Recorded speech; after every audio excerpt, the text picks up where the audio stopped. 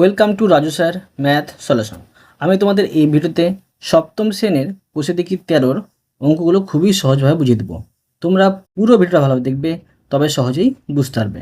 দেখো, এখানে প্রশ্নে বলা হয়েছে জাকিরের ছবির মতো গার্গীর ছবির কোণগুলি কেটে আলাদা করলাম ও একটির উপর আর একটি কোণ বসিয়ে মেশালাম, কি পেলাম?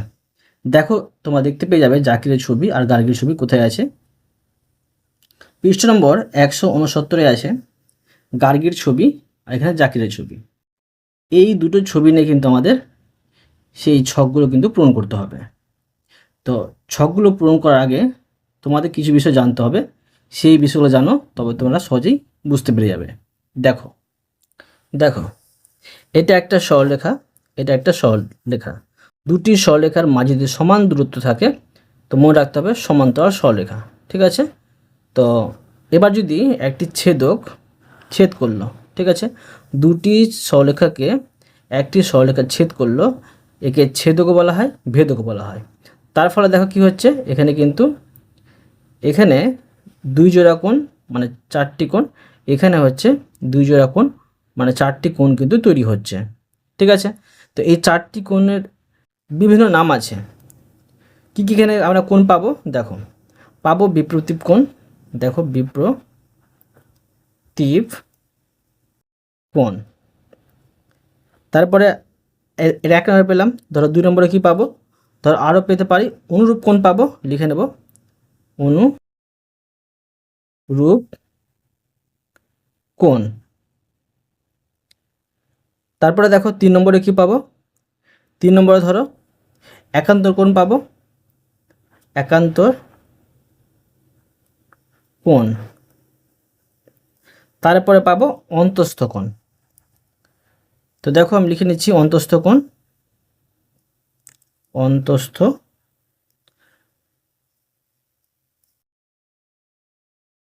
কোণ। এবার আমি তোমাদের বোঝাচ্ছি যে বিপ্রতীপ কোণ কাকে বলে, বিপ্রতীপ কোণ কাকে বলে, অনুরূপ কোণ কাকে বলে, একান্তর কোণ কাকে বলে, আর অন্তস্থ কোণ কাকে বলে। দেখো, দুটি সরলরেখাকে একটি সরলরেখা ছেদ করেছে। তো এটা ছেদক আছে।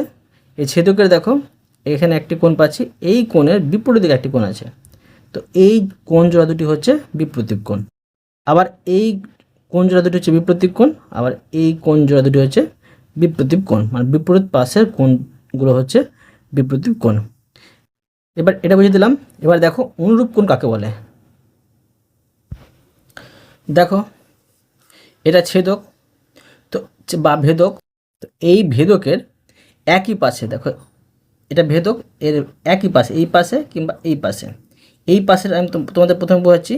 তো ভেদকের একই পাশে অবস্থিত একটি বহিস্থ কোণ, এটা বাইরের কোণ। দেখো, এটা হচ্ছে বাইরের কোণ আর এটা হচ্ছে ভেতরের কোণ। একটি বহিস্থ কোণ আর একটি অন্তস্থ কোণ, কিন্তু দূরবর্তী অন্তস্থ কোণ, কাছাকাছি না। এটা একটা কোণ আর এটা একটা কোণ নেব, বহিস্থ কোণ আর অন্তস্থ কোণ।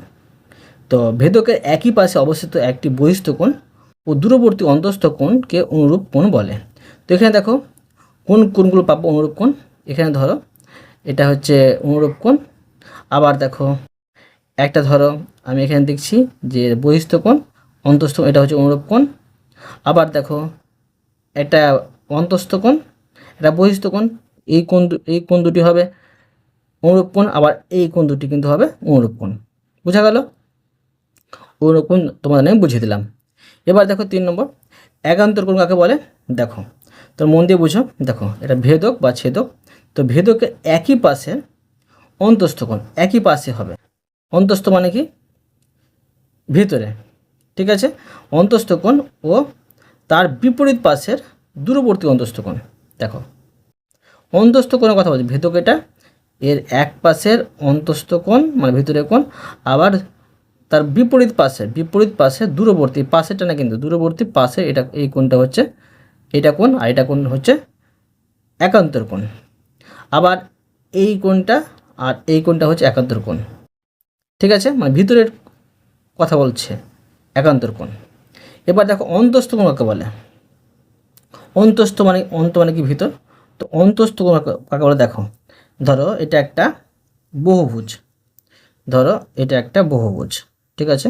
তো এই বহুভুজের ভিতরের কোণগুলো এটা এটা এটা অন্তস্থ কোণ, আবার এখানে এটা এটা হচ্ছে অন্তস্থ কোণ।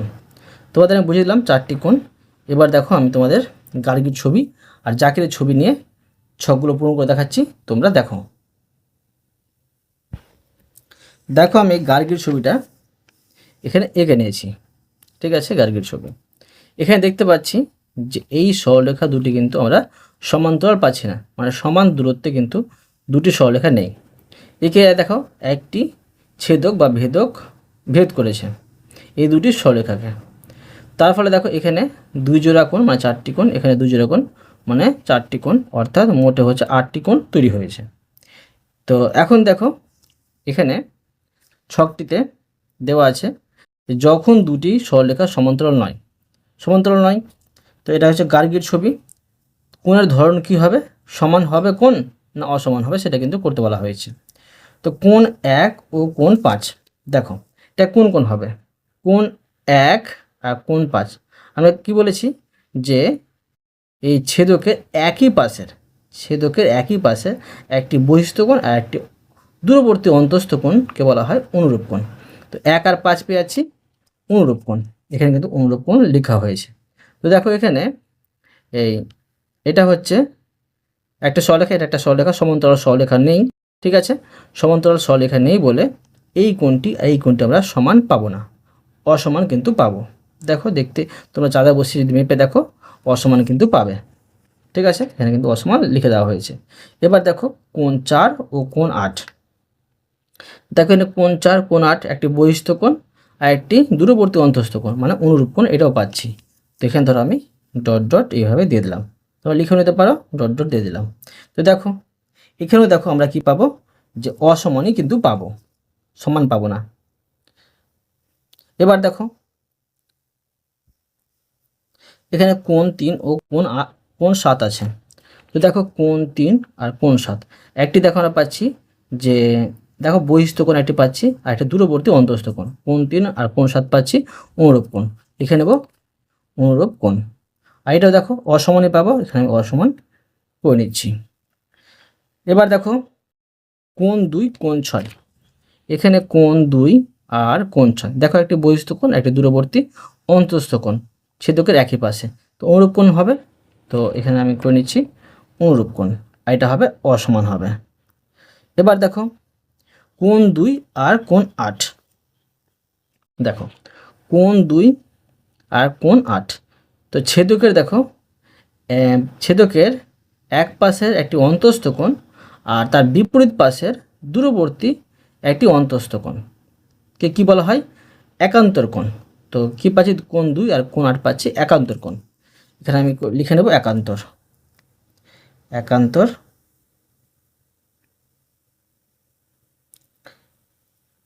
একান্তর কোণ। এরপরে দেখো এটা কি পাবো, আমরা সমান পাবো না অসমান পাবো, এখানে দেখো আমরা অসমানই পাবো, কেননা এই দুটি সরলরেখা কিন্তু সমান্তরাল নেই সেই জন্য। তো কোণ 2 এর মাপ আর কোণ যদি তোমরা 8 মেপে দেখো এখানে কিন্তু আমরা অসমানই কিন্তু পাবো, এখানে করে নিচ্ছি অসমান। কোণ 3 ও কোণ 5, দেখো কোণ 3 আর কোণ 5, তো দেখো ছেদকের একটি অন্তস্থ কোণ তার বিপরীত পাশের দূরবর্তী অন্তস্থ কোণ পাচ্ছি বলে আমরা কি এটা হবে একান্তর কোণ হবে, আর এটা কিন্তু অসমান হবে। এরপরে দেখো কোণ 2 কোণ 5, দেখো কি হবে কোণ 2 আর কোণ 5, তো দেখো এখানে আমরা কি পাচ্ছি, একটি বহুভুজের ভেতরের ছেদকের একই পাশে দেখো কোণ পাচ্ছি আমরা। তো এই দুটো কোণ হবে কি অন্তস্থ কোণ, মানে দেখো বহুভুজের ভেতরের কোণকে বলা হয় অন্তস্থ কোণ, এখানে লিখে নেব অন্তস্থ অন্তস্থ কোণ। দেখো এই অন্তস্থ কোণ আমরা সমান পাবো না অসমান পাবো, এখানে দেখো যদি দেখি কোণ 2 আর কোণ 5 কিন্তু আমরা সমান পাবো না, অসমানই পাবো। তো লিখে নেব এটা আমি অসমান। এবার কোণ 3 কোণ 8, দেখো এটা একটা বহুভুজ, এই বহুভুজের ভেতরের ছেদকের একই পাশে কোণকে বলা হয় অন্তস্থ কোণ। তো এটা হচ্ছে অন্তস্থ কোণ, এটাও দেখো অসমান পাবো। এবার দেখো কোণ 1 আর কোণ 3, এখানে দেখো কোণ 1 আর কোণ 3, দেখো এটা হচ্ছে একটা সরলরেখা, এই সরলরেখায় দেখো ছেদ করেছে একটি ছেদক। তো দেখো বিপরীত পাশের কোণকে বলা হয় কি, ছেদকের বিপরীত পাশের কোণকে বলা হয় বিপ্রতীপ কোণ।